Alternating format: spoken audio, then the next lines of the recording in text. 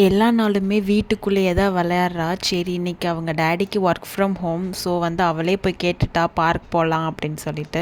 சரின்னு சொல்லிட்டு அவரும் சீக்கிரமாக ஒர்க்லாம் முடிச்சுட்டு கீழே பார்க் தான் கூட்டிகிட்டு போயிருந்தோம்.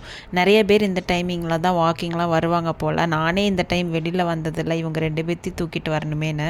இன்றைக்கி இருந்தனால நான் இவளை பார்க் கூட்டிகிட்டு போயிருந்தேன். நிறைய பாய்ஸ்லாம் விளையாண்டுட்டு இருந்தாங்க, பேஸ்கெட் பால் அந்த மாதிரி.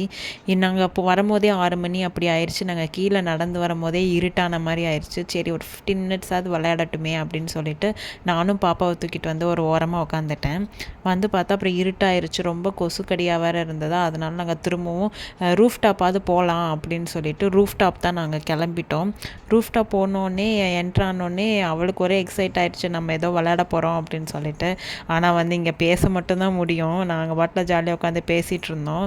அவள் வந்து எங்கள் வாயை பார்த்துட்டு இருந்தான். சின்ன பொண்ணு வந்து அதுக்குள்ளாரையே தூங்கிட்டான். இந்த மாதிரி நாங்கள் கார்ட்ஸு ஏதாவது விளையாடணுன்னா இங்கே வந்து விளையாடுவோம்.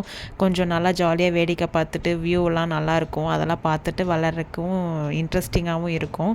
அவளும் கொஞ்சம் ஓடி பிடிச்சி எல்லாம் விளையாண்டுட்டு இருந்தா. சின்ன பாப்பா வந்து எப்படியோ ஒரு பக்கம் எழுப்பி வேற விட்டுட்டா. இன்றைக்கி இந்த ஈவினிங் இப்படி தான் போச்சு. சப்ஸ்கிரைப் பண்ணிக்கோங்க, லைக் பண்ணுங்கள், ஷேர் பண்ணுங்கள். பாய்.